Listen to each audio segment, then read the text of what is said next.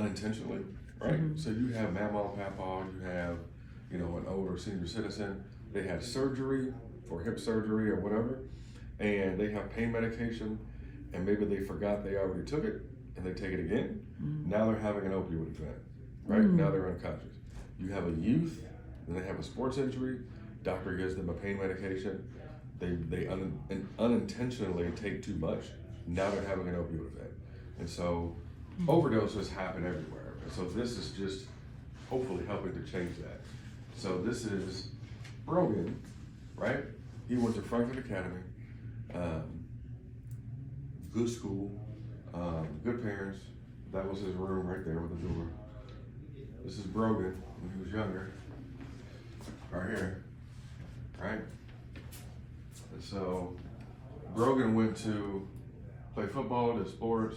He went to Iowa University. And he didn't like it there, but he was staying there. One of his grade school friends lived there.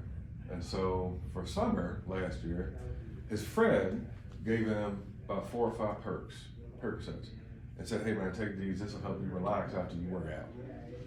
So he took them, came back home, and after he'd been here several days, he took one.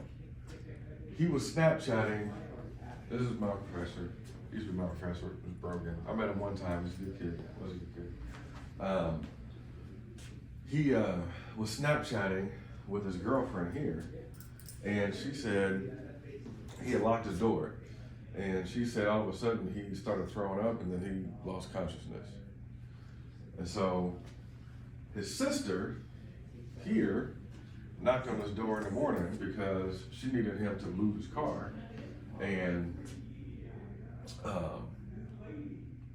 when they broke the door down, they found out he had passed away. So what he thought he took, perk, from his friend, wasn't. It was almost pure fentanyl. Going back to that first slide with the oxys up there. What a person thinks they're getting, right? Nowadays, what we hear from the State Department and Health Department is 97 to 98% pure fentanyl. That's it. Now, Brogan may have done this before, right? He may have taken a perk here or there, right? But he didn't have a high tolerance, right? If it was a real perk, he probably would have been fine, no doubt. But because it was pure fentanyl, he had no tolerance for it. Right? And so there's 4 stages a person will go through before that person passes away. Their breathing will become slow, their breathing will become irregular, their breathing will become agonal or sound like a snore, and then their breathing will stop.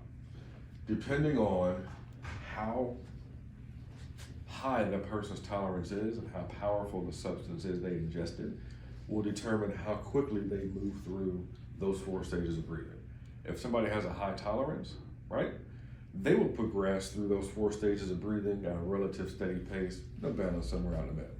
Somebody like Brogan, who didn't have high tolerance for fentanyl, he went through those 4 stages of breathing in a matter of minutes. Breathing stopped, right? And so again, this is here just to say overdoses are happening everywhere. It doesn't matter if you go to a pretty school, Franklin Academy, you're in college, doesn't matter any of that. Overdoses happen everywhere, right? And so when we talk about stigma as it pertains to recovery, stigma is all about doing away with like negative language, right? Because we no longer say dope fiend, crackhead, junkie. Those tend to conjure a more negative image of somebody, right? We tend to say now, somebody battling substance use, somebody in long-term recovery. If you ever see SUD, that stands for substance use disorder. If you ever see OUD, that means opioid use disorder. That tends to conjure a more positive image of somebody, right? The words we say are powerful, right? So for me, right, for my story, when I got here in 2007, I was homeless, multiple suicide survivor at the National Rescue Mission, right? And stigma plays a big part, the words, right? Because you got somebody telling you ain't gonna be this, you're gonna be just like that, you're gonna grow up and do this. We tend to believe it if we're this high, and that festers in here. And eventually, those negative words will take root in here, and it'll start having a negative effect on how we see ourselves And eventually, how we live our life, it'll be manifested in something negative. So I tell people, a lot of individuals we come across or we work with that are in recovery or active, have some of these going on, right? For me, prior to 2007, I tried everything. Nothing worked, right? Books, recovery. The reason why nothing worked for me was because there was no value here. I was a piece of shit. I was this, I'm not gonna be that. If I didn't see the value in myself, why was I going to really put the time and effort in to try to make it through recovery? I wasn't. I was going because somebody said, you go to recovery. You need to get in recovery. And I was like, all right, whatever. But there was no value here. If I don't see the point in myself, I'm not really gonna put the effort in. And so when it comes to this, we tell people, or I tell people, if anybody tries to make you do anything you don't wanna do, how does that usually work out? Not good. Not good, right? Either we're only going to do it halfway or we're not going to do it at all. And it's no different when it comes to recovery. When I went through the National Rescue Mission, there was a lot of guys that were court-ordered to be there, right? Forced to be there, court-ordered. Very few made it because they were forced to be there, right? That person has to get to that point to when they want to and they see, I got two options, and two options only. Life or death, literally is what it comes down to. And so we have to help them change their dialogue about how they describe themselves.